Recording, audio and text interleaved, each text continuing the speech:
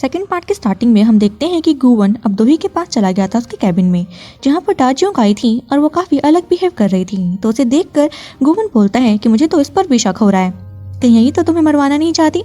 तो ये बोलती है तुम कैसी बातें कर रहे हो। तो गुवन कहता है कि हम किसी भी इंसान पर विश्वास नहीं कर सकते, ये झूठी बोलना जानते हैं और तुम्हारी सेक्रेटरी काफ़ी अजीब बिहेव भी कर रही है, हमें इसका पीछा करना होगा। तो दोही भी मान जाती है। रात के समय हम दाजियों को कहीं जाता हुआ देखते हैं। पीछे ही दोही के साथ गुवन था गाड़ी में, वो उसका पीछा कर रहे थे और दाजियोंग तो एक अंधेरी जगह पर आकर बैठ जाती है और गुवन कह रहा था मैंने कहा था ना कुछ तो झोल है। दोही कह रही थी अभी हमारे पास कोई भी एविडेंस नहीं, इसलिए कुछ भी मत बोलो, मुझे उस पर ट्रस्ट है। लेकिन तभी एक आदमी जो कि मास्क में था वो दाजियोंग के पास ही आ रहा था और उसके हाथ में एक एप्पल बॉक्स भी था। उसे देखकर गुवन कहता है कि अब तो पक्का हो गया। दोही बोल रही थी कि ऐसा नहीं हो सकता, ये मेरे साथ धोखा नहीं कर सकती। अब वो आदमी बैठ जाता है दाजियोंग के पास और उसे वो बॉक्स पकड़ा देता है, जबकि दोही तो कह रही थी कि दाजियोंग वो बॉक्स मत पकड़ना, मेरा विश्वास मत तोड़ना। लेकिन दाजियोंग उस बॉक्स को ले लेती है और उसके अंदर झांकने लगी थी। तभी गुवन बोलता है कि हमें उन्हें रंगे हाथों पकड़ना है। फिर वो गाड़ी से निकलते हैं तो दोही उसे रोककर कहती है कि मैं फ़ोन ऑन कर लेती हूँ, हमें प्रूफ भी तो चाहिए होगा ना। वो पास बढ़ ही रहे थे कि तभी दाजियोंग तो उस आदमी को किस करने लग जाती है। ये देखकर दोही हैरान थी और वो आदमी और कोई नहीं बोगुन ही होता है। उन्होंने भी दोही और गुवन को साथ में देख लिया था और काफ़ी अजीब बिहेव करने लगते हैं। वो सभी गाड़ी में आ जाते हैं और उस केक को देख रहे थे। दोही बोलती है कि इस केक का क्या मतलब है। तो वो दोनों बता देते हैं कि हम दोनों ही एक दूसरे को पसंद करने लगे हैं और हम ये तुम्हें बताने ही वाले थे। गुवन कह रहा था ये कब से शुरू हुआ। तो बोगुन उसे बताता है कि तुम्हें याद होगा जब तुमने मुझे दाजियोंग को उस नशे की हालत में घर छोड़ने के लिए कहा था, तब दाजियोंग काफ़ी नशे में होने के कारण मुझे बार बार किस करने की कोशिश कर रही थी और मेरी इतनी ज़्यादा तारीफ करी कि मेरे से तो कंट्रोल ही नहीं हुआ। पास्ट के सीन में हमें सब कुछ दिखाया जाता है कि कैसे दाजियोंग और गुवन साथ में किस कर रहे थे और फिर ये भी बताते हैं कि हमने तो रात भी साथ में बिताई। जिसे सुनकर तो ही बोलती है कि अब बस करो, मेरे कानों से खून निकलने वाला है, ये पर्सनल बात अपने पास ही रखो ना, मुझे नहीं सुनना। दाजियोंग सबको चुप होने के लिए कहती है और गुवन से पूछ रही थी कि तुम मेरा पीछा क्यों कर रहे थे, वो भी गाड़ी से, जबकि तुम्हारे पास तो पावर्स है ना। गुवन बोलता है कि रुको, तुम्हें मेरी पावर्स के बारे में किसने बताया। बोगुन बोल पड़ता है कि दो लवर्स के बीच में कुछ भी हाइड नहीं रहता और वो माफ़ी भी मांग रहा था कि ये किसी को कुछ भी नहीं बताएगी। दाजियोंग भी कहती है कि मैं भी दोही के लिए काम करती हूँ, ये टॉप सीक्रेट रहेगा। सीन कट होता है और हम गुवन और दोही को घर पर देखते हैं, जहाँ दोही तो काफ़ी थकी थी और सोने की प्लानिंग में थी, लेकिन पीछे ही गुवन खड़ा हुआ था फ्लावर के साथ और काफ़ी रोमांटिक मूड में था। वो दोही के क्लोज आ जाता है। दोही तो उसे दूर कर रही थी, लेकिन दोही का बस कहाँ ही चलना था। गुवन उसके साथ इंटीमेट होने लगता है। पूरी रात ऐसे ही बीतती है। लेकिन रुको, रात को गुवन को एक सपना भी आया था जो कि उसे शुरू से आता आ रहा है। उसमें उसे वही लड़की नजर आती है जिसे कि गुवन ने लॉकेट भी पहनाया था। उस लड़की का नाम था वॉलसिंग। अब उसे समझ नहीं आ रहा था कि लड़की है कौन। सुबह आंख खुलती है और वो दोही को अपने सामने पाता है। सोच में पड़ा हुआ था कि वो दोही नहीं है, कौन है वो लड़की, मुझे पता नहीं लग रहा है। फिर उसे ध्यान आता है कि शायद सुकने को इसके बारे में पता होगा और वह सुकने से मिलने के लिए भी गया था। सुकने को पूछता है कि जब मैं इंसान था तब मुझे वो सपना आ रहा था, अब तो मेरी पावर्स मेरे पास आ गई हैं, अब मुझे वो सपना क्यों आ रहा है, क्या तुमने कुछ ऐसा किया है जिसके कारण मैं अभी भी वो सपना ले रहा हूँ। सुकने बोलती है कि मैं भला ऐसा क्यों करूँगी, और वो सपना सपना ही तो है, इसमें इतनी प्रॉब्लम क्रिएट करने वाली क्या बात है। गुवन कह रहा था कि सपने में मुझे बार बार एक लड़की नज़र आ रही है, उसका नाम वॉलसिंग है, आखिर कौन है वो लड़की। सुकने बोलती है कि मुझे क्या पता, तुम्हारे इंसानों का यही काम है, अपने रूल्स खुद बना लेते हो और इल्ज़ाम लगाते हो भगवान पर, और क्या पता तुमने उस लड़की के साथ कुछ गलत किया हो, इसलिए वो बार बार तुम्हारे सपने में आ रही है। तो गुवन कहता है भला वो लड़की मुझे टॉर्चर कर क्यों रही है, पता लगाना ही होगा। अब वो यहाँ से जाने लगता है और पीछे से सुकने बोल रही थी कि शायद कुछ अधूरा रह गया है जिसे पूरा करने के लिए तुम्हें ऐसे सपने आ रही हैं। अब गुवन सुनवल आ गया था और वहाँ के फिर से वो डांसिंग डॉल्स को देखना स्टार्ट कर देता है और उसे कहीं ना कहीं लग रहा था कि वो सपने वाली लड़की और कोई नहीं गायो नहीं है। वहीं दूसरी तरफ सियोक मिन मिराई ग्रुप में पहुंच जाता है जो दोही के पास इन्वेस्टमेंट डील के लिए गया हुआ था। दोही उस इन्वेस्टमेंट डील को कैंसिल करने के लिए कहती है और बोल रही थी कि मुझे आपकी हेल्प की कोई ज़रूरत नहीं।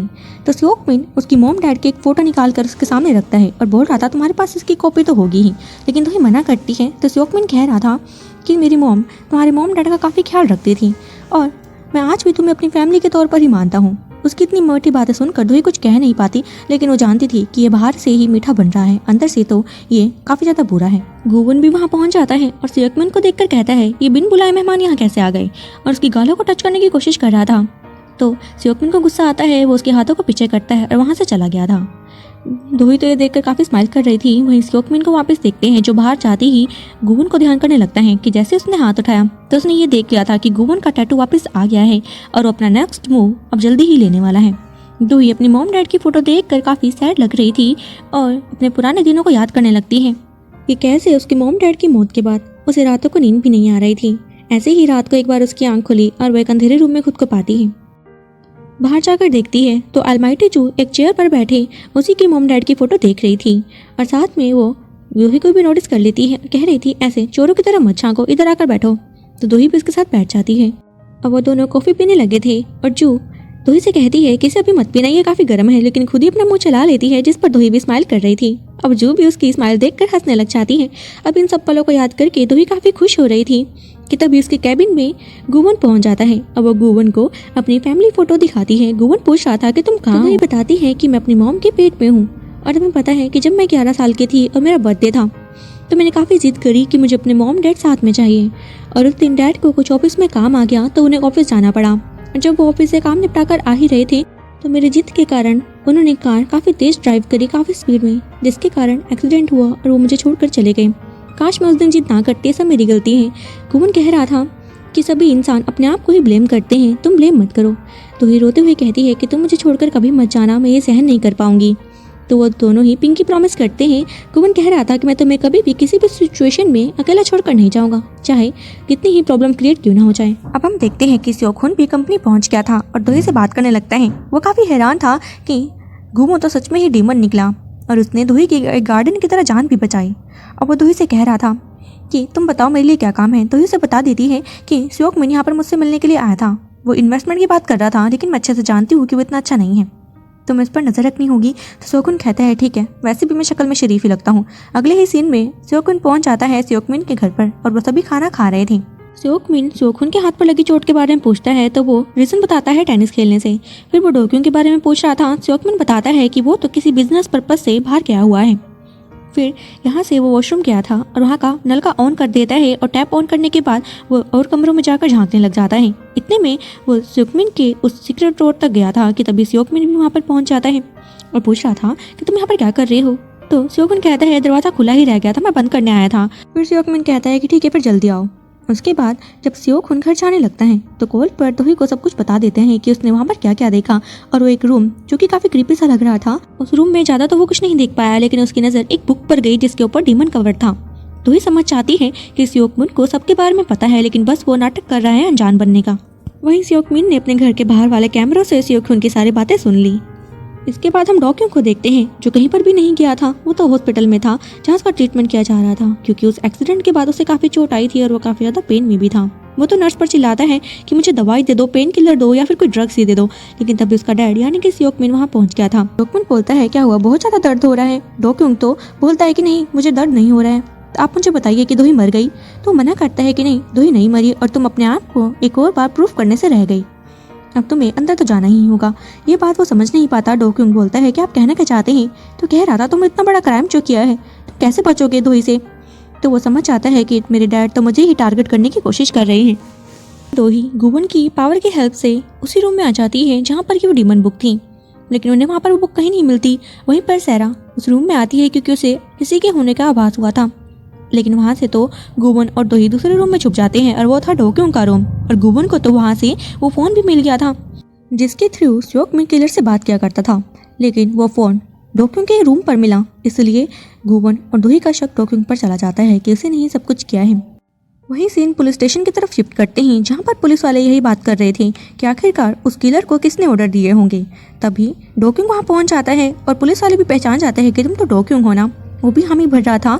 तो पुलिस वाले पूछते हैं कि हम आपकी क्या सेवा करें। तो डोक्यूं उन्हें बता देते हैं कि उस किलर को ऑर्डर मैं ही दिया करता था, मैंने ही वो सारे मर्डर किए हैं। जिस पर पुलिस वाले भी हैरान थे। अब दोही और गुवन भी उसका पीछा करते वहाँ पहुँच जाते हैं। डोक्यूं तो बिल्कुल साइकोपैथ की तरह बिहेव कर रहा था। दोही गुवन के साथ वहाँ पहुँचती है तो डोक्यूं से पूछने लगती है। डोक्यूं बोल रहा था दोही क्या तुम यहीं खड़ी हो।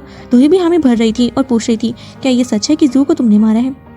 डोक्यूं कुछ बोल नहीं पाता तो दोही काफी गुस्से में आकर उसका कॉलर पकड़कर पूछती है कि जल्दी बताओ क्या जू को तुमने मारा है और तुम्हें मुझे मरवाने की कोशिश कर रहे हो। तो डोक्यूं बोलता है कि नहीं मैं किसी के ऑर्डर फॉलो कर रहा हूँ। दोही गुस्से में पूछ रही थी कि कौन है वो जिसके तुम ऑर्डर फॉलो कर रहे हो। तो वो बताता है कि मेरे अंदर एक डेविल है मैं उसके ऑर्डर फॉलो कर रहा हूँ। दोही को काफ़ी गुस्सा आ जाता है कि तुम्हारे ऐसा कहने की हिम्मत भी कैसे हुई, तुमने ऐसा क्यों किया। अब गुवन दोही को संभालता है कि अपने आप को थोड़ा संभालो, और वहीं के कैमराज में दोही और गुवन तो दिख ही नहीं रहे थे। तभी डोकिंग भी पागलों की तरह करने लग जाता है कि मेरे आसपास काफ़ी आग है, मुझे बचा लो। वो डीमन से कह रहा था कि मुझे तुम्हारे साथ डील करनी है। मैं स्वर्ग में तो नहीं जाना चाहता, लेकिन मैं ऐसे आग में भी नहीं जलना चाहता। डोकिंग की ऐसी हालत देखकर दोही भी घबरा जाती है। सीन कट होता है और हम सियोकमिन को देखते हैं जो कॉल पर किसी से बात कर रहा था, और वो था कमिश्नर। कमिश्नर उसे बता देता है कि तुम्हारे बेटे को अरेस्ट कर लिया गया है। तो वो बोलता है कि हाँ, उसे अरेस्ट तो किया जाना ही था क्योंकि उसने इतना बड़ा क्राइम जो किया है। कॉल कटने पर सारा उससे पूछती है क्या तुम उसे जेल से बाहर नहीं निकालोगे, वो मेंटली इल है, उसने ऐसा कुछ भी नहीं किया होगा, मैं जानती हूँ, ये सब मेरी गलती है। तो सियोकमिन कह रहा था उसने क्राइम किया है और तुम्हें एसएसआई को बच्चे को जन्म देना ही नहीं चाहिए था। अब दोही सियोकमिन को भी बता देती है कि ये सब डोकिंग ने किया है अपनी मेंटल इलनेस के कारण। तो वो शक कर रहा था कि कहीं वो एक्टिंग तो नहीं कर रहा है। तो गुवन कहता है कि नहीं, मुझे तो नहीं लगा। तो सियोकमिन बोलता है कि रिपोर्ट आने पर सब कुछ पता लग ही जाएगा। जब वो गुवन यहाँ से जा रहा था तो सियोकमिन उसे रोक कर बोलता है कि मुझे तुमसे कुछ बात करनी है। अब वो ड्रिंक कर रहे होते हैं, जहाँ पर सियोकमिन बोलता है कि मुझे तो यकीन ही नहीं हो रहा है कि दोही ने एक डीमन से शादी कर ली है और वो उसे प्यार भी करती है। तो गुवन कहता है मुझे इंसान पसंद आने लगे हैं सिर्फ तुम्हें छोड़कर, इसलिए मेरे सामने मत आना। तो सियोकमिन कहता है मैं तो तुम्हारे सामने आऊँगा ही, ताकि तुम्हें पता लगता रहे कि तुम्हारे पास मेरी कितनी बड़ी अमानत है। वहीं दूसरी तरफ गायुन भी दोही से मिलने के लिए आ रखी थी, और वो दोही से कहती है मैं तुमसे माफ़ी मांगने के लिए तो बिल्कुल भी नहीं आई हूँ। वो दोही के साथ बैठ जाती है और ड्रिंक करने लगी थी। दोही को बता रही थी कि तुम्हें अपनी लाइफ को नॉर्मल तरीके से जीना चाहिए, ताकि गुवन की जान को भी कोई खतरा ना हो। तुमने देखा ना, तुम्हें बचाने के लिए लास्ट टाइम उसने अपनी जान को जोखिम में डाल दिया था। अब दोही गायुन से काफ़ी अच्छे से बात कर रही थी, तो गायुन कहती है कि मुझसे इतने अच्छे से बात मत करो, मुझे लगेगा कि मैं ही गलत हूँ। मैं सिर्फ इतना चाहती हूँ कि गुवन हमेशा खुश रहे। इतना कहकर वो यहाँ से चली जाती है। वही गुवन जब सियोकमिन को घर छोड़ने के लिए आया था, क्योंकि उसने काफ़ी ड्रिंक जो कर ली थी, ड्रंक होने के बावजूद भी वो दोही की फिक्र करते हुए कहता है कि मेरे दोही को कभी भी हर्ट मत करना, उसे खुशियों की ज़रूरत है। अब गुवन उसे बोलता है कि तुम्हें इसकी परवाह करने की ज़रूरत नहीं, मैं इसका हमेशा ध्यान रखूंगा। अब वो फिंगर फ्लिप करता है और पहुंच जाता है अपने घर पर। ये देखकर दोही घबरा जाती है कि तुमने तो मुझे डरा ही दिया। वो दोही की गालों को पकड़ता है और पूछ रहा था क्या तुमने ड्रिंक करी है। तो दोही बोलती है नहीं। क्या तुमने करी है? गुवन भी मना कर रहा था। दोही के ऐसा जाने के बाद गुवन अपने सॉक्स स्मेल करने लगता है कि क्या मेरे सॉक्स में से ये स्मेल आ रही है। वहीं जब सियोकमिन को होश आया तो अपने प्लास्टर पर वो लिखा हुआ देखता है जो गुवन ने लिखा था कि मैं तुम्हारे लिए ये गिफ्ट छोड़कर जा रहा हूँ, और उसका हाथ अब सही हो चुका था। अगले सीन में हम गुवन और दोही को बेड पर देखते हैं जो साथ में सो रखे थे, और गुवन को तो फिर से उसी लड़की का सपना आने लगता है, और इस बार हम उस लड़की का फेस रिवील कर दिया था जो और कोई नहीं दोही ही होती है। दोही ने वही लॉकेट पहना हुआ था, और हमें ये दिखाया जाता है कि गुवन ने कैसे दोही को जान से मार दिया।